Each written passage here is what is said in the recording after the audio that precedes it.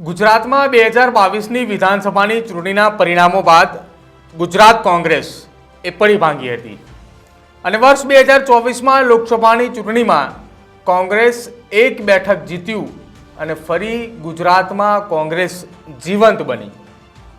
જે બેઠક જીતીને કોંગ્રેસ જીવંત બની હતી એ જ બનાસકાંઠા જિલ્લાની અંદર હવે વાવની પેટા ચૂંટણી હતી અને વાવની પેટા ચૂંટણીમાં કોંગ્રેસની હાર થઈ અને એ હાર થતાં ઉત્તર ગુજરાતના મોટા નેતા અને બનાસકાંઠાના સાંસદ ગેનીબેન ઠાકોરનો જે વધતો ગ્રોથ હતો તે ગ્રોથ હવે ક્યાંક ધીમો પડ્યો છે।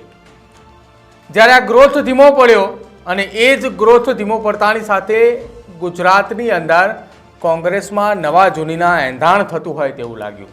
ગુજરાત કોંગ્રેસના દિગ્ગજ નેતા અને પૂર્વ કેન્દ્રીય મંત્રી એ ગુજરાતના રાજકારણમાં ફરી સક્રિય થઈ રહ્યા છે। કોંગ્રેસના નેતા ભરતસિંહ સોલંકીના જન્મદિવસના લાગેલા પોસ્ટરે ફરી એક વખત રાજનીતિની ગલીઓમાં ચર્ચાનો વિષય બન્યો છે। ભરતસિંહ સોલંકીના સમર્થકો દ્વારા કોંગ્રેસ કાર્યાલય બહાર પોસ્ટરનો જે લગાવવામાં આવ્યા છે એ પોસ્ટરોની અંદર જે વાક્યોનો ઉપયોગ કરવામાં આવ્યો છે એ વાક્યથી કોંગ્રેસની અંદર અનેક તર્ક વિતર્કો ઊભા થઈ રહ્યા છે। ભરતસિંહ સોલંકીને કમબેક કરવાની વાત સાથેના પોસ્ટરો એ કોંગ્રેસ કાર્યાલય બહાર લગાવવામાં આવ્યા છે, સાથે છેલ્લા કેટલાક દિવસથી સોશિયલ મીડિયાની અંદર પણ વાયરલ થઈ રહ્યા છે। શું ભરતસિંહ સોલંકી ગુજરાતની રાજનીતિમાં ફરી સક્રિય થઈ રહ્યા છે કે ભરતસિંહ સોલંકી એ સમર્થકો દ્વારા જે પોસ્ટરો લગાવવામાં આવ્યા છે તેમાંથી કોંગ્રેસના કેટલાક એવા દિગ્ગજ નેતાઓની પણ ઊંઘ હરામ થઈ ચૂકી છે। ગુજરાત કોંગ્રેસ કાર્યાલય બહાર ભરતસિંહ સોલંકીના જન્મદિવસની શુભેચ્છા આપતા જે પોસ્ટરો લગાવવામાં આવ્યા છે તે એટલા માટે ચર્ચાનો વિષય બન્યો છે કે એ પોસ્ટરની અંદર ભરતસિંહ સોલંકીના જન્મદિવસને જન યોદ્ધા દિવસ પણ ગણાવવામાં આવ્યો છે। આ જન યોદ્ધા દિવસ ગણાવવામાં આવ્યો એટલું જ નહીં, પરંતુ આ પોસ્ટરોની અંદર કેટલાક પોસ્ટરોમાં એવું પણ લખ્યું છે કે સ્વર્ણિમ યુગનો થશે કમબેક અને ગુજરાત કરશે કમબેક। આ વાક્યોના લખાણ સાથે એ કોંગ્રેસની અંદર ચર્ચાનો વિષય બન્યો છે કે ભરતસિંહના આ પોસ્ટરો આ પ્રકારના વાક્યો સાથે કેમ લગાવવામાં આવ્યા। આગામી 26 નવેમ્બરના રોજ ભરતસિંહ સોલંકીનો જન્મદિવસ છે અને એ જન્મદિવસ નિમિત્તે ભરતસિંહ સોલંકીના સમર્થકો દ્વારા અમદાવાદ ખાતે એક ભવ્ય કાર્યક્રમનું પણ આયોજન કરાયું છે। આ કાર્યક્રમની અંદર ભરતસિંહ સોલંકીના સમર્થકો દ્વારા જન્મદિવસની ઉજવણી કરવામાં આવશે, પરંતુ કોંગ્રેસ કાર્યાલય બહાર જે પોસ્ટર લાગી રહ્યા છે એ પોસ્ટરોમાં કંઈક નવા જૂનીના સંકેતો પણ જોવા મળી રહ્યા છે। ભરતસિંહ સોલંકી ગુજરાતની રાજકીય પરિસ્થિતિની અંદર ફરી એકવાર એક્ટિવ થતા જોવા મળી રહ્યા છે।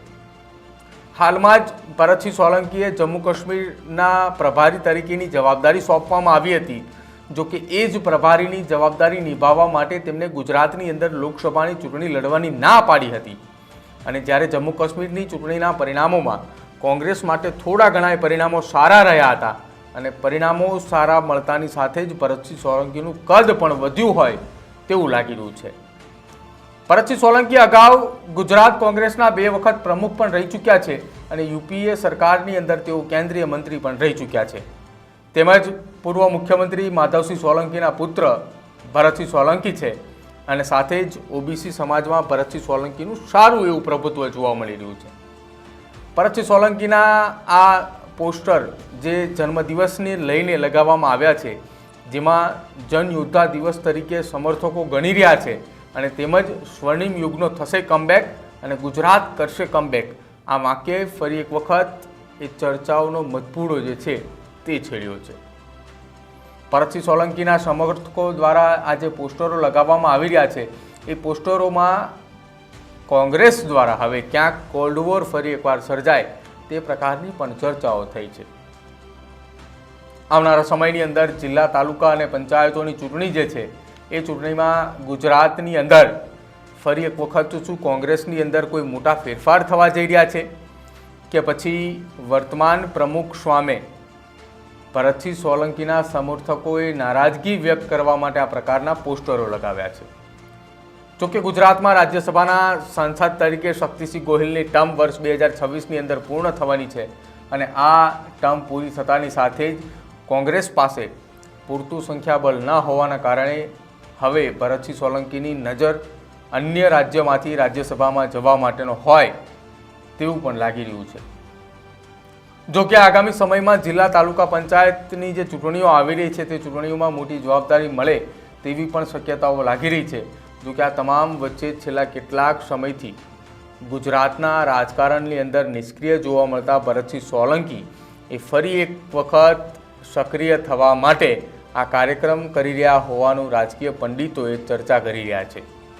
પરંતુ આ તમામની વચ્ચે પ્રદેશ કોંગ્રેસ કાર્યાલય બહાર જે પોસ્ટરો લાગી રહ્યા છે તે પોસ્ટરો શું સૂચવી રહ્યા છે તે જોવાનું રહેશે કે આ પોસ્ટરોમાં ભરતસિંહ સોલંકીના જન્મદિવસને જનયોદ્ધા દિવસ તરીકે સમર્થકો ગણાવી રહ્યા છે અને તેમજ સ્વર્ણિમ યુગનો કમબેક થશે, ગુજરાત કમબેક કરશે જેવા વાક્યો લખવામાં આવ્યા છે. આ વાક્યોએ ભરતસિંહ સોલંકીને ગુજરાતના રાજકારણની અંદર ફરી એક વખત સક્રિય કરાવશે. ભરતસિંહ સોલંકીના સમર્થકો દ્વારા જે આ પોસ્ટરો લગાવવામાં આવ્યા છે એ પોસ્ટરો થકી ગુજરાત કોંગ્રેસની અંદર નવા જૂની થશે કે પછી આ કાર્યક્રમ બાદ ગુજરાત કોંગ્રેસની અંદર બે ભાગ જોવા મળશે. ભરતસિંહના આ શક્તિ પ્રદર્શન બાદ ભરતસિંહને ગુજરાતની અંદર કોઈ મોટી જવાબદારી મળે છે કે પછી અન્ય રાજ્યની અંદરથી સીધું જ રાજ્યસભાના સાંસદ તરીકે જવાબદારી મળી શકે છે? શું લાગી રહ્યું છે આપને આ જન્મદિવસના દિવસે રાખવામાં આવેલા શક્તિ પ્રદર્શનને લઈને? આ શક્તિ પ્રદર્શન છે કે પછી કોઈ મોટી જવાબદારી અથવા કોઈ મોટું પદ લેવા માટેનું આ શક્તિ પ્રદર્શન? જો આપ જાણતા હોય તો અમારા કમેન્ટ બોક્સની અંદર જરૂર જણાવજો. અને આ જન્મદિવસના દિવસે સમર્થકો દ્વારા લખવામાં આવેલું જન યોદ્ધા દિવસ એ આપના માટે કેટલું સાર્થક છે ભરતસિંહ સોલંકી માટે? જો આપ જાણતા હોય તો અમારા કમેન્ટ બોક્સની અંદર જરૂર જણાવજો. અને આવી જ પોલિટિકલ અપડેટ્સ જોવા માટે આપ જોતા રહેજો ન્યૂઝ રૂમ. નમસ્કાર.